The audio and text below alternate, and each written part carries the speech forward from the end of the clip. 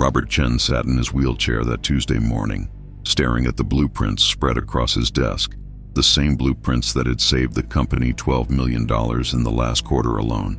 He didn't know it yet, but in less than 3 hours, a woman he'd met only twice would walk into his lab and destroy everything he'd built over 4 decades.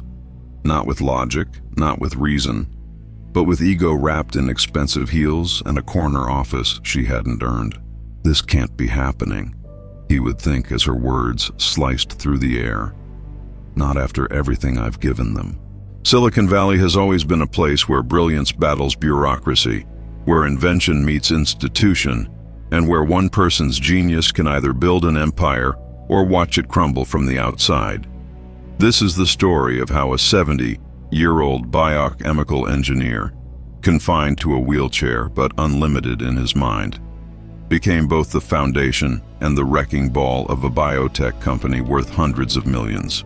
It's about what happens when arrogance replaces appreciation, when power forgets its source, and when karma doesn't just knock, it demolishes the entire building.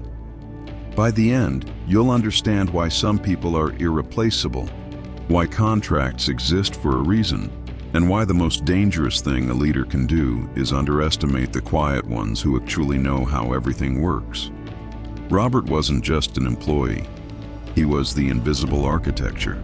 The patents filed under his name powered the company's most profitable divisions.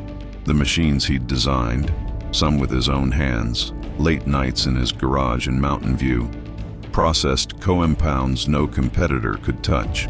His contract, written decades ago when the company was 3 people in a Palo Alto garage, protected his intellectual property in ways the new CEO never bothered to read. She saw an old man in a wheelchair, soft, spoken and unassuming, and assumed he was expendable. She saw someone who didn't fit her vision of a modern dynamic team.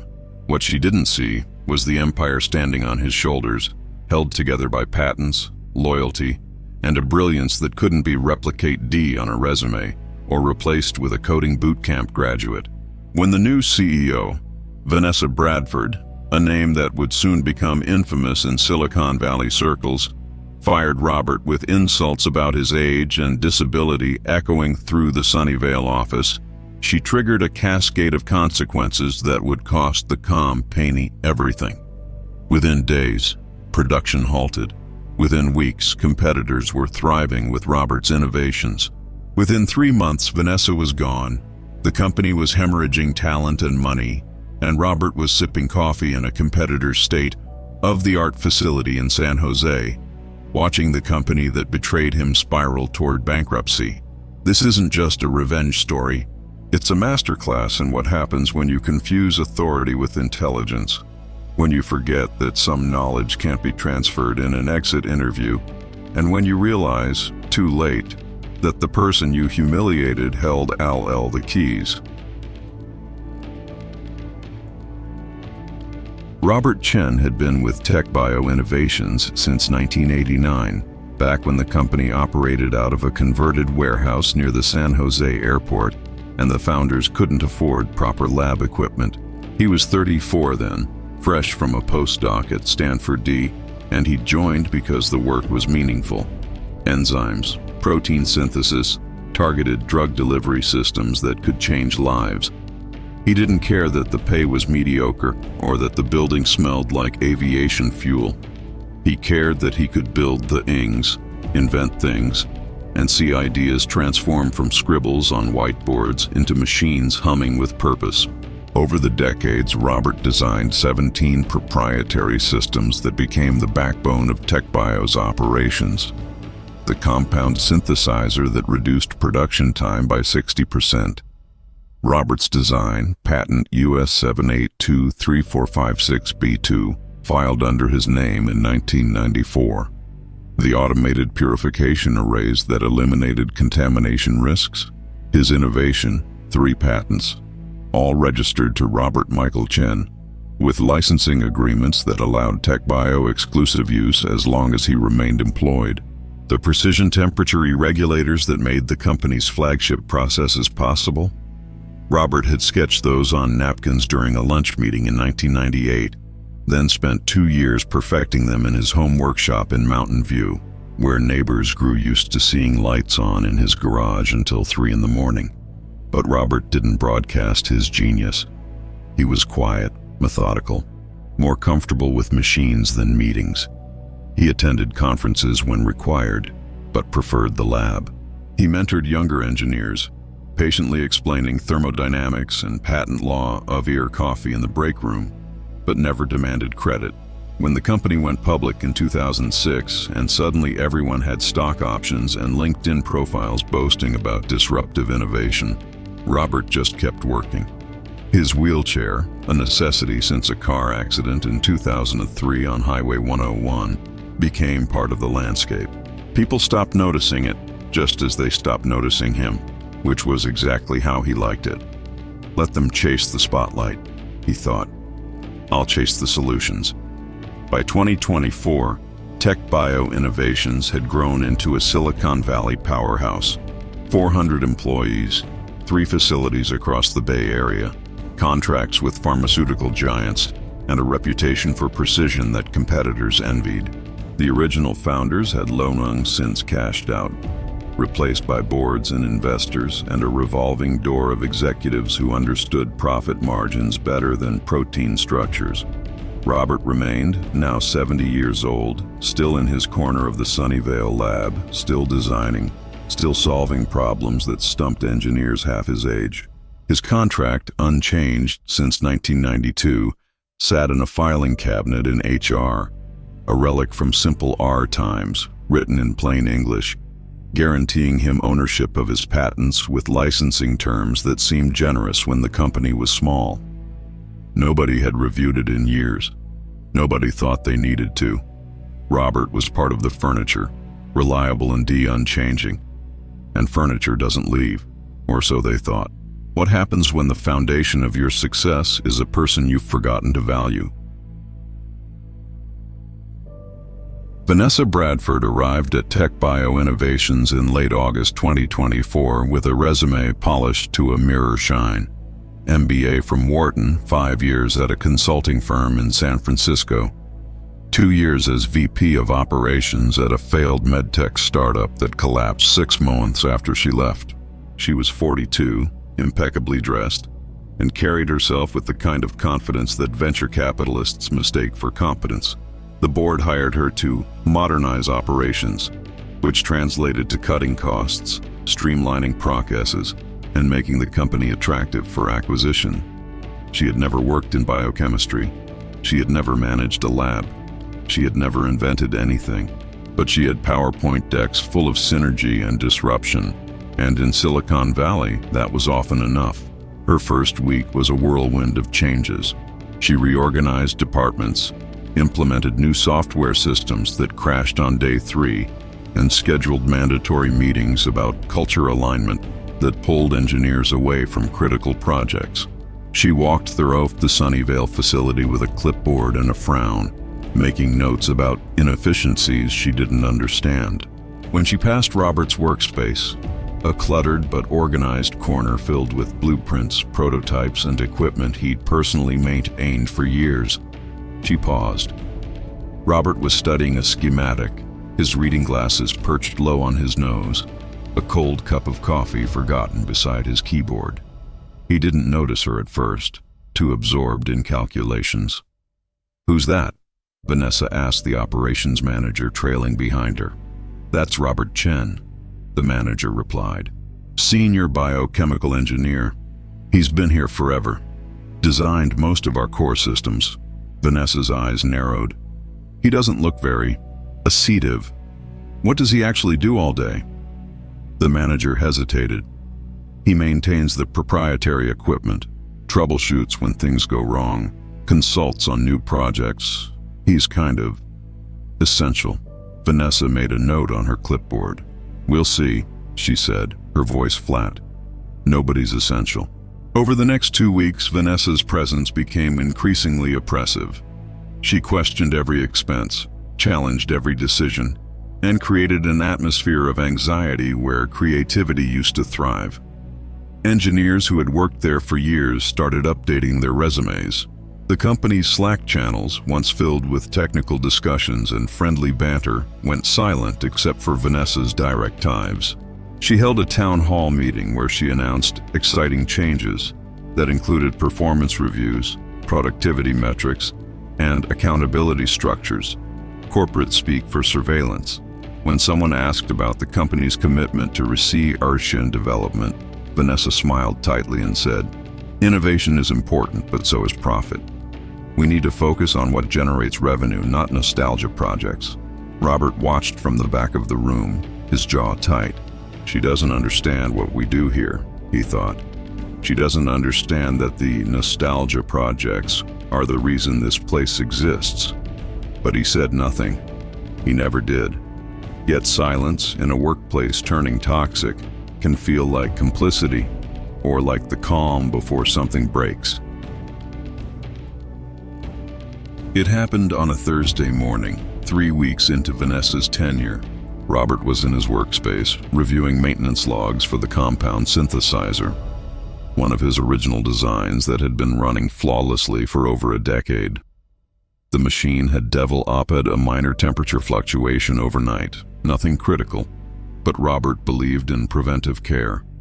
He had the panel open, his tools spread across the workbench, when Vanessa's voice cut through the lab like a blade. "Robert, my office, now."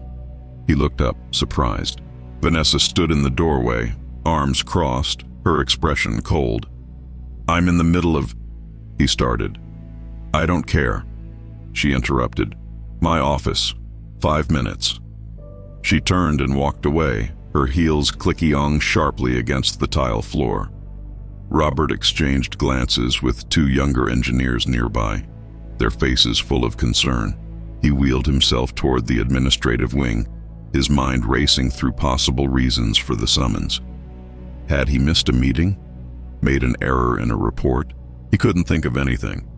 Vanessa's office, formerly the previous CEO's warm, cluttered space filled with photos and industry awards, had been transformed into something sterile and corporate. The walls were bare except for a large monitor displaying real-time productivity metrics. Vanessa sat behind her desk, not looking up as Robert entered. "Close the door," she said. He did. The silence stretched uncomfortably. Finally, Vanessa looked at him, her eyes hard. "I've been reviewing your productivity, Robert," or lack thereof. Robert B. linked. "Lack of productivity? I maintain over a dozen proprietary systems that—" "I see you sitting at your desk, staring at papers." Vanessa cut him off. "I see you moving slowly. I see someone who, frankly, looks like he should have retired a decade ago." The words landed like a physical blow. Robert felt heat rising in his chest, a combination of shock and anger he rarely experienced. "I'm sorry, but I don't think you understand the scope of my work. The systems I designed are—" "I understand perfectly." Vanessa's voice rose, sharp and dismissive. "I understand that this is a modern company, not a retirement home. I understand that just because you're old and in a wheelchair, you think you're entitled to coast. Maybe the old CEO tolerated that kind of thing, but I don't." Robert's hands tightened on the armrests of his wheelchair. "I have a contract that—" "I don't care about your contract," Vanessa snapped, standing now, leaning across her desk. "I don't know how someone in your condition managed to stay relevant this long, but things are different now. We use technology. We move fast. You look like you've never even seen a smartphone." The cruelty was breathtaking, not just in content, but in tone. Calculated to wound, designed to diminish. Robert felt something crack inside him. Not his spirit, but his tolerance for indignity. He'd faced challenges his entire life. The accident that took his mobility, the subtle ageism in a youth-obsessed industry, the physical pain that was his constant companion. But he'd never faced this kind of naked contempt from someone who understood so little, yet wielded so much power. "I want you out," Vanessa continued. "End of the day. Pack your things. If you come back, I'll have security remove you." She sat back down, already looking at her computer screen, dismissing him without another word. Robert sat there for a moment, frozen, his mind unable to fully process what had just happened. This isn't real, he thought. This can't be how it ends. But it was. And as he wheeled himself out of that office, past colleagues who averted their eyes in shared embarrassment, Robert Chen made a decision. If they wanted him gone, he'd leave. But he wouldn't leave empty-handed. When respect is stripped away, W-hat remains is the power you've built. And sometimes, taking it with you is the only language they'll understand. Robert spent his last afternoon at TechBio Innovations, methodically packing his personal belongings, photos of his late wife, a few books, the Stanford coffee mug that had survived 3 decades. His hands moved automatically, but his mind was elsewhere, cycling through legal details, contract clauses, and patent numbers he'd memorized long ago. Colleagues stopped by, some offering quiet apologies, others expressing outrage at what had happened. "This is insane," said Elena Rodriguez, a senior researcher who'd worked with Robert for 15 years. "You can't just leave. The company needs you." Robert smiled sadly. "The company made its choice, Elena. Now I'll make mine." What nobody in that building understood, not Vanessa, not HR, not even most of Robert's colleagues, was the intricate legal architecture that underpinned TechBio's operations. When Robert joined in 1989, the founders were desperate for talent but short on cash. They'd offered him a unique arrangement. He'd work for a modest salary, but any inventions he created would remain his intellectual property, with TechBio holding an exclusive license as long as he was employed. It was an unusual deal even then, the kind of contract that disappeared as companies grew and lawyers standardized everything. But it was ironclad, reviewed by Robert's attorney sister in Palo Alto, and filed with the USPTO alongside each patent. Robert held 17 patents essential to TechBio's core processes. The compound synthesizer, patent US 7823456B2. The purification arrays, patents US 8234567C3, US 8345678D4, and US 8456789E5. The temperature regulators, the contamination sensors, the automated quality control systems, all registered to Robert Michael Chen, with licensing agreements that terminated upon the end of his employment. The company had paid him nothing for these inventions beyond his salary. They'd assumed the patents were theirs, fee led away in a cabinet, forgotten by everyone except the man who'd created them. Vanessa Bradford, in her rush to prove her authority, had never asked to see Robert's contract. HR, understaffed and overwhelmed by her demands for reorganization, hadn't flagged it. The legal department, small and focused on current projects, hadn't been consulted. It was an organizational failure, the kind that happens when new leadership values speed over diligence. That evening, Robert sat in his home office in Mountain View, surrounded by decades of documentation, patents, contracts, maintenance logs, correspondence. He made 2 phone calls. The first was to his attorney sister, Diana, explaining what had happened and asking for guidance on next steps. Diana's response was immediate. "Robert, if they terminated you without cause and violated ADA protections, you have a case. And if your patents walk out the door with you," she didn't finish the sentence. She didn't need to.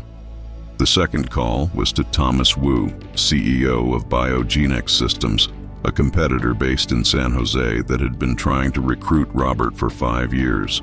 "Thomas," Robert said, his voice calm and measured, "I'm no longer with TechBio. If your offer's still open, I'd like to discuss it." There was a pause, then Thomas's voice, filled with barely contained excitement. "Robert, I'll have a contract on your desk by Monday morning, and whatever you need, lab space, equipment, research budget, it's yours." As Robert hung up the phone, he felt something unexpected, not anger, but clarity. Vanessa had tried to humiliate him, to make him feel small and obsolete. Instead, she'd freed him from loyalty to a company that no longer valued what he'd built. They think they can replace me with younger engineers and newer technology, he thought. They're about to learn why some knowledge can't be downloaded or outsourced. The next morning, Robert's attorney sent a formal letter to TechBio Innovations. Effective immediately, all licensing agreements for patents held by Robert Michael Chen were terminated due to employment separation, and any continued use of the patented technologies would constitute infringement. The clock had started, and nobody at TechBio, least of all Vanessa Bradford, had any idea what was coming. Can a company survive when its foundation walks out the door, taking the blueprints with it? Monday morning at TechBio Innovations started like any other.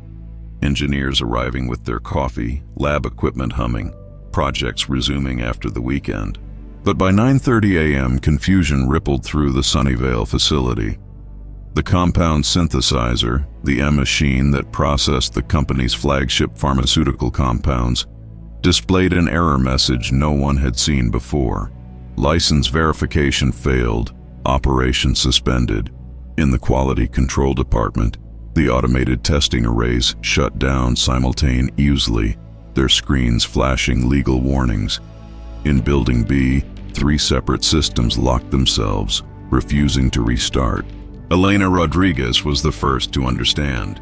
She'd received a call from the company's legal department at 9:15, asking if she knew anything about patent licensing issues related to Robert Chen.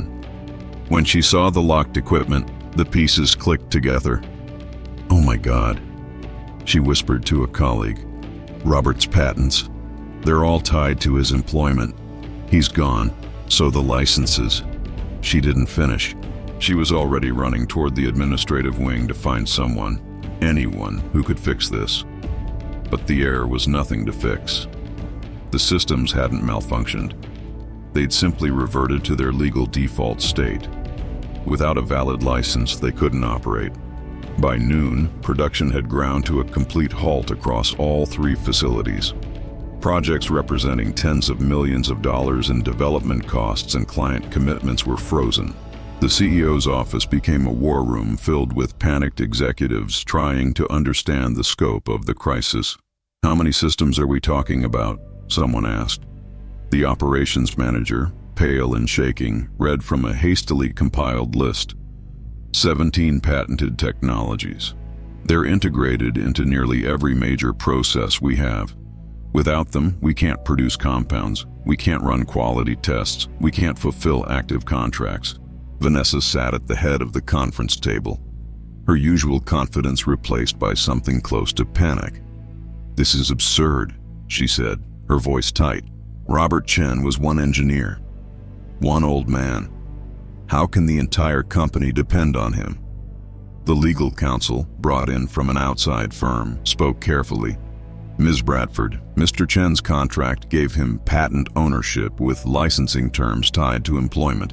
It's unusual, but it's legal and it's enforceable. When you terminated him, the license is automatically terminated. We're now using his intellectual property without permission, which means..." "Which means what?" Vanessa demanded. "Which means," the lawyer said slowly, "we're committing patent infringement, and if Mr. Chen chooses to pursue it, the damages could be catastrophic." The silence in that room was absolute. Someone finally asked the obvious question, "Can we negotiate with him? Get the licenses back?" The head of HR shook her head. "I reached out this morning," his attorney responded. "Robert's not interested in negotiating, G. He's moved on to BioGenX Systems. As of today, they have access to all his patents." The implications hung in the air like smoke. BioGenX Systems was their primary competitor, the company they'd been racing to beat on 3 major FDA approval processes. Now that competitor had Robert Chen, his decades of expertise, and his entire patent portfolio. TechBio Innovations, meanwhile, couldn't even turn on its equipment. Vanessa's face had gone from pale to ashen. "This is because I fired him," she said, the words coming out flat, a statement rather than a question. Nobody responded. They didn't need to. The evidence was everywhere. In the silent machines, in the halted projects, in the financial catastrophe that was, even now, beginning to take shape. Within 24 hours, word had leaked to the industry. Within 48 hours, clients were making calls, asking pointed questions about delivery timelines and operational capacity. Within a week, the first contract cancellation arrived, and Robert Chen, sitting in a bright, modern lab in San Jose, working alongside excited colleagues who valued his contributions, barely thought about tech bio at all. He was too busy doing what he did best, inventing the future. When the foundation crumbles, how long does it take for the walls to fall? 3 weeks after Robert's termination, TechBio Innovations received 2 letters that would fundamentally alter the company's trajectory. The first came from Robert's attorney, a formal lawsuit alleging wrongful termination based on age and disability discrimination, violations of the Americans with Disabilities Act, and breach of contract.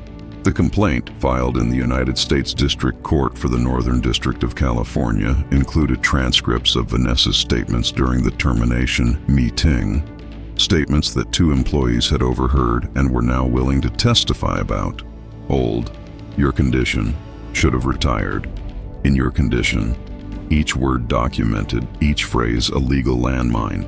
The second letter came from Biogenic Systems' legal team, a cease and desist order, demanding that TechBio immediately stop using any technology covered by Robert Chen's patents. Attached was a detailed list of every system, every process, every piece of equipment that fell under those patents. The letter noted that Biogenics now held exclusive licenses to these technologies and would pursue infringement damages if TechBio didn't comply immediately. The message was clear. Not only had TechBio lost access to Robert's inventions, but their competitor was prepared to weaponize that loss. Vanessa Bradford, for the first time since taking the CEO position, looked genuinely scared.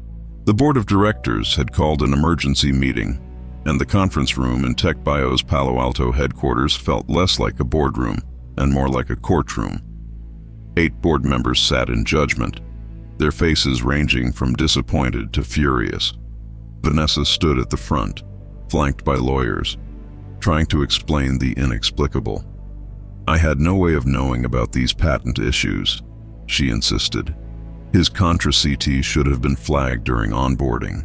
One board member, a veteran tech investor named David Huang, leaned forward. "You didn't read his personnel file before you fired him? You didn't consult legal? You didn't ask HR about potential liabilities?" His voice was quiet, which somehow made it more damning. "You just decided?"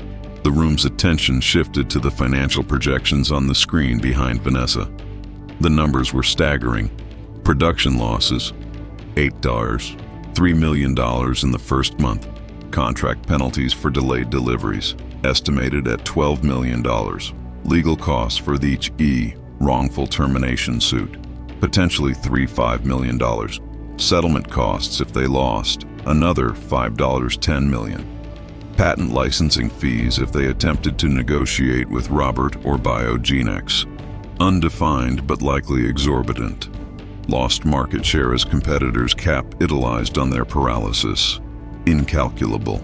The total was approaching $50 million in a single quarter, and that didn't account for long-term reputational damage or the exodus of talent that was already beginning.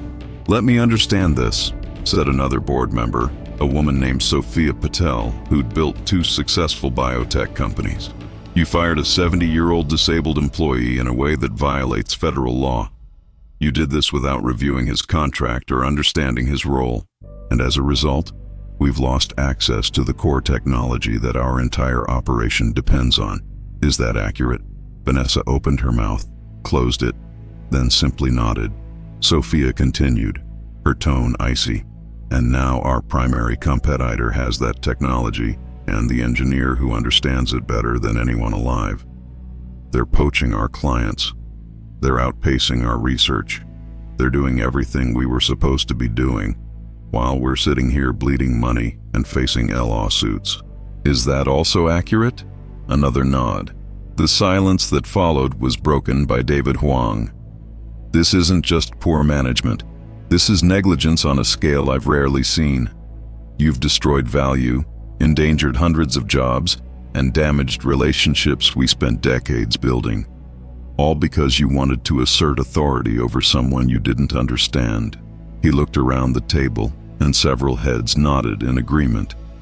We need to discuss next steps, starting with leadership changes. Vanessa's face crumbled, the mask of confidence finally, completely gone. She'd come to TechBio believing she'd transform it, modernize it, make her mark on Silicon Valley's biotech scene. Instead, she'd become a cautionary tale, a case study in what happens when ego overrides judgment and power isn't tempered by wisdom.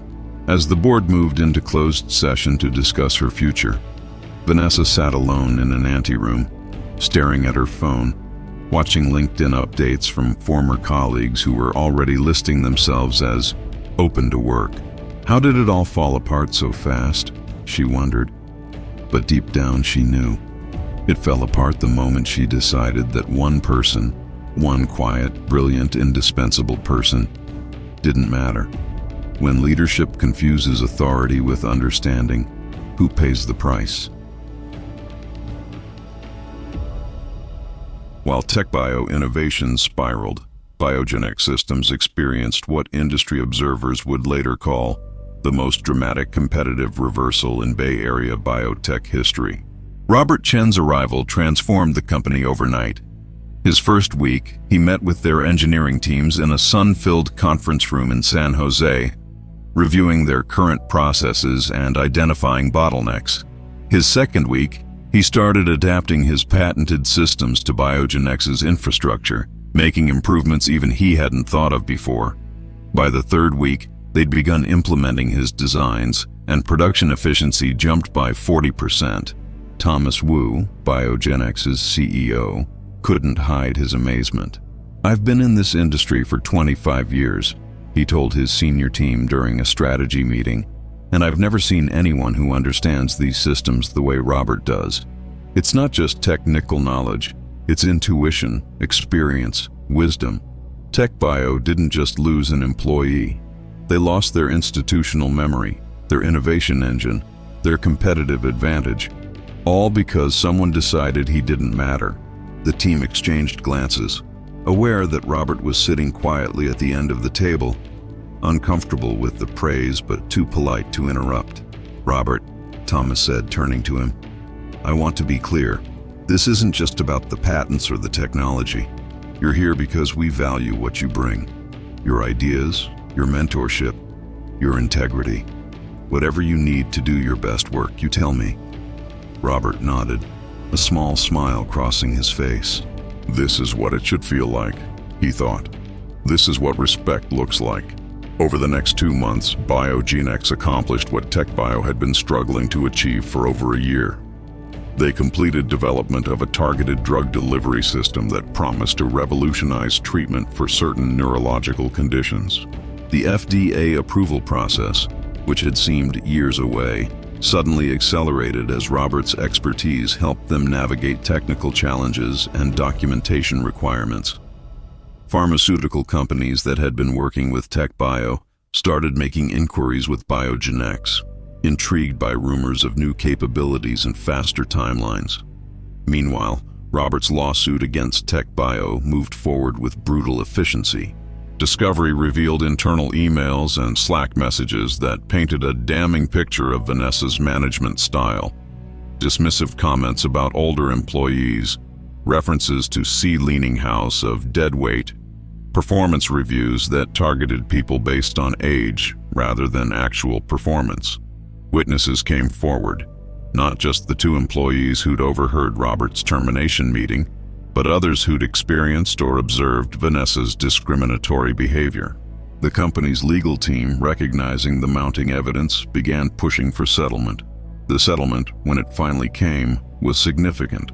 $2 million to Robert Chen, covering back pay, damages for emotional distress, and punitive damages for willful violation of ADA protections.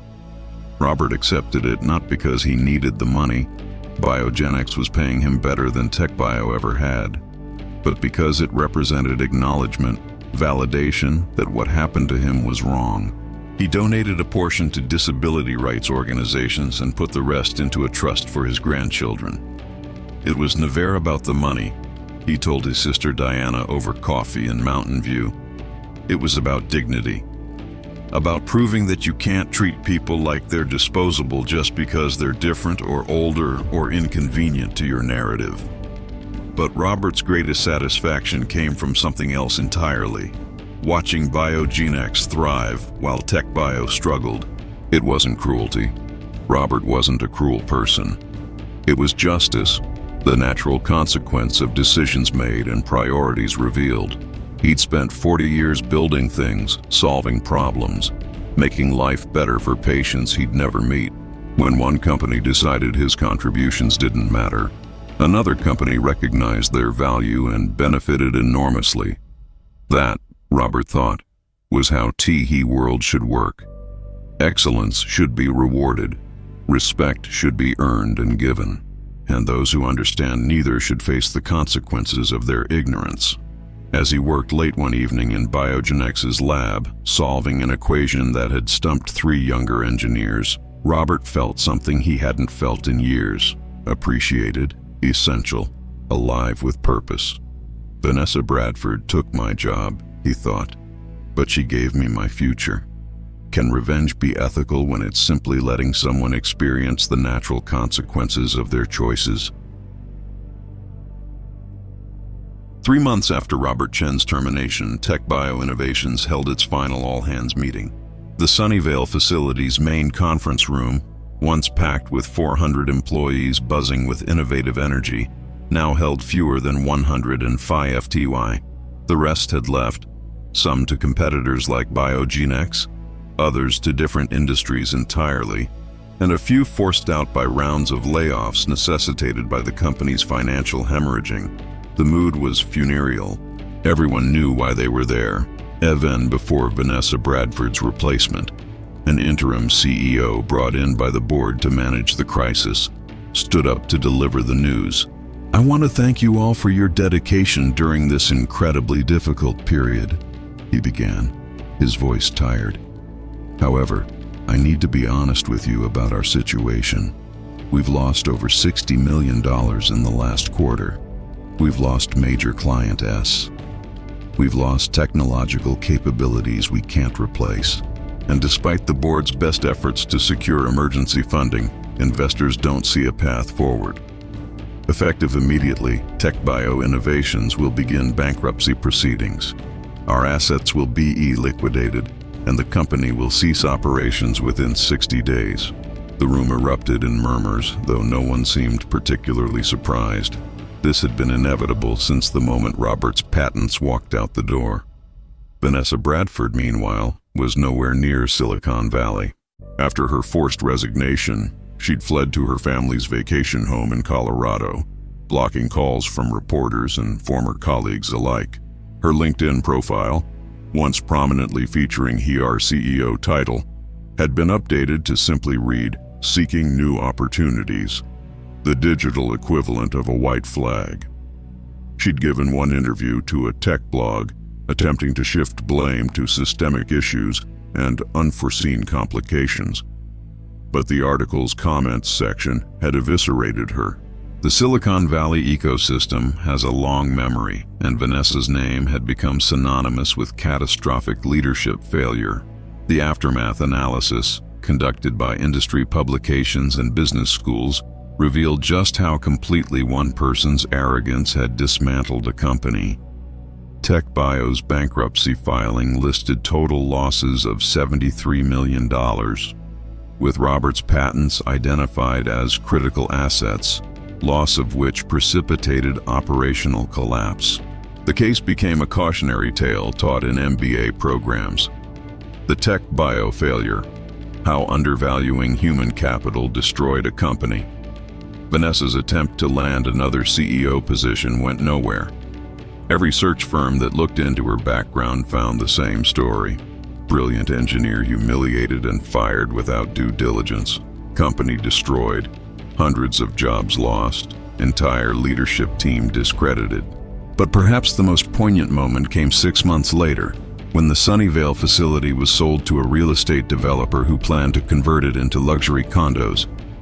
Elena Rodriguez, one of the few former TechBio employees who'd secured a position at Biogenex, walked through the empty building one last time before demolition crews arrived. She found herself in Robert's old workspace, now stripped bare, sunlight streaming through dusty windows onto the spot where his desk had stood. "We built something good here," she said to her companion, another former colleague, "and one person destroyed it in 3 months. Because she couldn't see past her own ego to recognize what we had." Robert Chen, when asked about TechBio's closure during an industry conference panel, was gracious in a way Vanessa had never been. "I don't take pleasure in the company's failure," he said carefully. "A lot of good people lost their jobs. What I hope is that it serves as a lesson. People are your greatest asset, especially in knowledge work.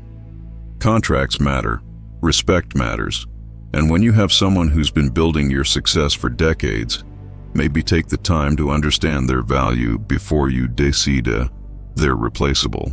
The audience applauded, and several attendees later approached Robert to share their own stories of being undervalued, overlooked, or dismissed by leaders who didn't understand what they'd built. The final irony came a year later when Biogenex Systems, now one of the fastest growing biotech companies in the Bay Area, opened a new research facility in Mountain View, less than 2 miles from Robert's home. The building's dedication plaque read, "The Seahen Innovation Center, where experience meets excellence." Robert, now 71 and finally considering retirement on his own terms, attended the ceremony with his family. As he wheeled through the state-of-the-art facility that bore his name, filled with young engineers eager to learn from him, he felt something profound. Vindication not as revenge, but as recognition. Vanessa Bradford had tried to erase him. Instead, she'd erased herself, and Robert had emerged not just intact, but celebrated. The POPL who built TechBio with him, the ones who understood his value, now worked alongside him in a company that honored rather than dismissed their contributions. When the person you underestimate holds all the cards, are you playing the game or are they playing on you? The story of Robert Chen and TechBio Innovations isn't just about corporate failure or workplace revenge. It's about the invisible foundations of excellence and what happens when we fail to recognize them until it's too late. In Silicon Valley, a place obsessed with disruption and innovation, with young founders and rapid scaling, Robert represented something the culture often forgets: depth, experience, and the kind of knowledge that can't be acquired in a boot camp or downloaded from the cloud. He was the embodiment of institutional memory, the living archive of decisions made, problems solved, and systems built over decades. When Vanessa Bradford looked at him, she saw someone who didn't fit her vision of a modern company. What she failed to see was that he was the company, its beating heart, its intellectual foundation, its competitive moat. There's a particular arrogance that comes with certain types of leadership, especially in technology and high-growth industries.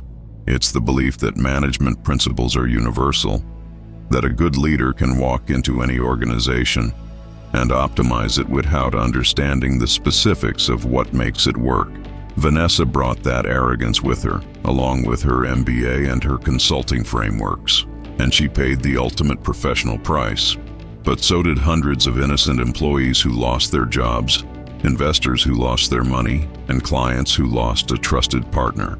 The collateral damage of bad leadership extends far beyond the leader themselves, which is why the stakes of getting it right are so high. When you hold power over people's livelihoods, you have a responsibility to wield that power with wisdom, humility, and curiosity. Robert's story also reveals a deeper truth about how we value or fail to value people who are different. Ageism in the workplace is pervasive but rarely discussed openly. We live in a culture that worships youth, that assumes innovation comes only from anti-somethings coding in hoodies, that treats experience as obsolescence rather than asset. Robert was 70, and to Vanessa, that alone seemed to disqualify him. His wheelchair, rather than being seen as irrelevant to his intellectual contributions, became another mark against him in her eyes. Physical limitation conflated with professional incompetence in a grotesque failure of judgment. The irony is brutal. The woman who claimed to represent modern values displayed the most ancient and ugly forms of prejudice, and the man she dismissed as outdated possessed knowledge so advanced and unique that an entire company couldn't function without it. But here's what makes this story ultimately hopeful rather than merely cautionary. Robert won, not through sabotage or schemes, but through the simple act of recognizing his own value when others refused to. He didn't beg for his job back. He didn't accept crumbs of reconciliation from a leadership team that had shown its true colors. He walked away with dignity, took his irreplaceable expertise to people who appreciated it, and built something better. That takes courage, especially when you're 70-year-s old and facing an uncertain transition. It would have been easier to accept Vanessa's belated apologies, to take the settlement and fade into retirement, to let the injustice stand unchallenged. Instead, Robert chose to remind Silicon Valley of a lesson it keeps forgetting. Some people are irreplaceable not because they're brilliant promoters or charismatic visionaries, but because they've done the quiet, essential work of building things that actually matter. So what can we take from Robert's experience? First, if you're in leadership, truly understand what makes your organization work before you start changing things. Talk to the quiet people. Read the old contracts. Ask questions about why systems exist before you dismantle them. Second, never underestimate people based on age, disability, or any other characteristic that has nothing to do with their actual capabilities. The person you dismiss might be the only thing holding your success together. Third, if you're someone who's been undervalued or disrespected, remember that your expertise has worth beyond any single employer. The world is bigger than one company, one boss, one moment of humiliation. Sometimes the best revenge isn't revenge at all. It's simply being so good at what you do that your absence becomes catastrophic for those who didn't appreciate your presence. Think about your own workplace, your own life. Who are the Robert Chens around you? The people doing essential work that nobody notices until it stops happening. The IT person who keeps systems running. The administrative assistant who actually knows how everything works. The senior employee everyone takes for granted. Are you valuing them? Are you listening to them? Or are you making the same mistake Vanessa made, assuming that titles and hierarchy reflect actual importance? And if you're the one being overlooked, are you recognizing your own value even when others don't? Are you documenting your contributions, protecting your intellectual property, and keeping your options open?